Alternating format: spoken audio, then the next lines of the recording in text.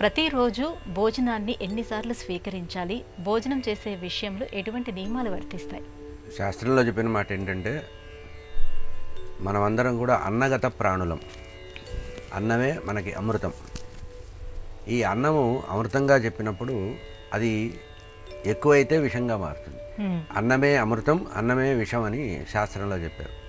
కనుక ఈ అన్నాన్ని పరిమిత సమయంలో పవిత్ర భావనతో చేయాలి. సాధారణంగా పూర్వకాలంలో తినేటువంటి ఆహారం అంతా కూడా పౌష్టికంగా ఉండేది ఆహారం. కనుక ఇప్పుడు తింటే మళ్ళీ రేపటిదాకా ఆకలి అయ్యేది కాదు. చాలా స్థిరంగా ఎటువంటి సంభాషణలు లేకుండా తీరిగ్గా భోజనం చేసి మళ్ళీ దాని మీద దృష్టి లేకుండా ఉండేవాళ్ళు పూర్వకాలంలో. శాస్త్రంలో ఏం చెప్పారంటే, వీలైనంత వరకు ఏకభుక్తం చాలా గొప్పదన్నారు. ఏకభుక్తం అంటే ఒకసారి తినడం, అంటే మధ్యాహ్న సమయంలో తినడం ఉత్తమం అని చెప్పారు. అంటే పూర్వకాలంలో ఇక్కడ కూడా మనం చేసేటువంటి వృత్తి బట్టి కూడా మనకు ఆహార నియమాలు చెప్పారు. ఉదాహరణకి రైతు ఉన్నాడు అనుకోండి, రైతుకి నియమం ఏం చెప్పారు? ఉదయం లేవగానే స్నానం చేసేసి ఇంత చద్ది తినేసి ఇంత చద్ది మూట కట్టుకొని వెళ్ళి పొలానికి వెళ్ళి వ్యవసాయం చేసి మధ్యాహ్నం వరకు వ్యవసాయం చేసి ఆ చెట్టు కింద మధ్యాహ్నం కాళ్ళు చేతులు కడుక్కొని ఆ తీసుకెళ్ళినటువంటి చద్దిని తినడం అనే పద్ధతి చెప్పారు. మళ్ళీ రాత్రి వచ్చేటప్పటికి మళ్ళీ వచ్చి స్నానం చేసి, ఎందుకంటే వ్యవసాయ పనులు చేస్తాడు కనుక స్నానం చేసి వచ్చి గూట్లో దీపం నోట్లో ముద్ద అనేవారు. అంటే శాస్త్ర ప్రమాణం ఏంటంటే, గూట్లో పూర్వకాలంలో దీపం పెట్టుకునేవాళ్ళు కదా, సాయంత్రం పూట సంధ్యా సమయంలో దీపం పెట్టిన తర్వాత సంధ్యా సమయంలోనే భోజనం చేసి మళ్ళీ విరమించి మళ్ళీ పొద్దున తినేవారు. ఇది వ్యవసాయదారులకు సంబంధించిన విషయం, శ్రామికులకు సంబంధించి. లేదు, విద్యార్థి దశలో ఉన్నవాడికి, విద్యార్థికి ఏకభుక్తం కాకుండా 2 సార్లు భోజనం చెప్పడం అనేది శాస్త్రంలో ఉంది.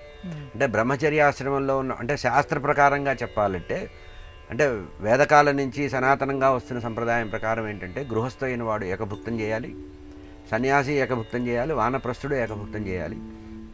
కొన్ని పర్వాల సందర్భంలో ఏకభుక్తం కంటే కూడా 2 సార్లు తినడం కూడా శాస్త్ర ప్రమాణం చెప్పారు. అయితే ఆయుర్వేదం కానీ ధర్మశాస్త్రం కానీ చెప్పే మాట ఏంటంటే, తినడానికి బతకద్దు, బతకడం కోసమే తిను. అంటే ఈ శరీరం నిలబడడానికి, ఈ శరీరం పనిచేయడానికి మనం బండిలో కనుక పెట్రోల్ పోస్తామే, అట్లా ఈ శరీరం నిలబడడానికి ఎంత అవసరమో అంతే ఆహారం తీసుకో. ఇది ఒక పద్ధతి. ఇక ఆయుర్వేద శాస్త్రం ఏం చెప్తుందంటే, ఆకలి అయితే తప్పించి భోజనం చేయొద్దు.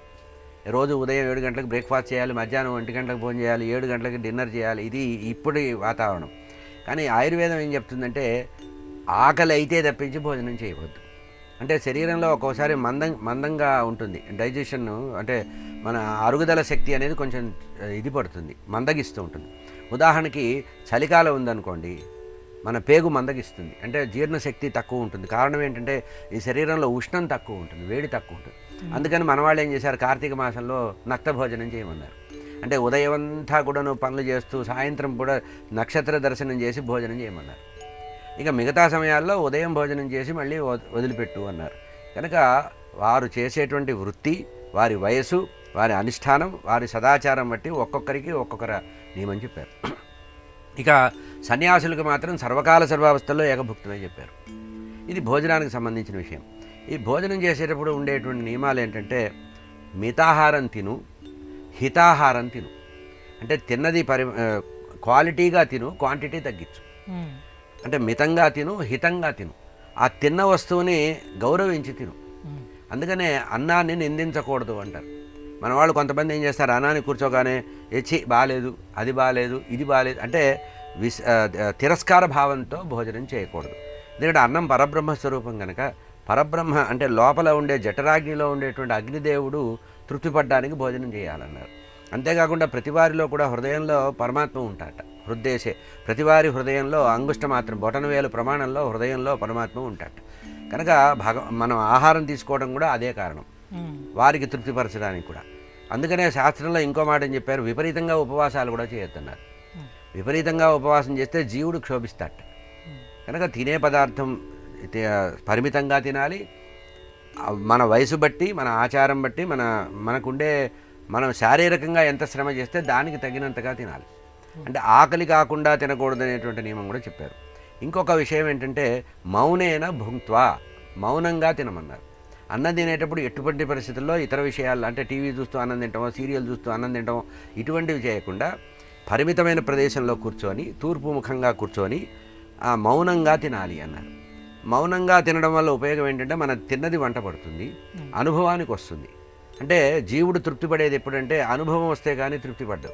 ఏదైనా మనం అనుభవిస్తేనే కదా తృప్తి. ఆ రకంగా ఆహారం కూడా పరిమితంగా, హితంగా, మితంగా తినాలి. సాత్విక ఆహారం ఎక్కువ తినాలి. తొందరగా జీర్ణమయ్యే పదార్థం తినాలి కనుక ఇది ఆహార నియమం.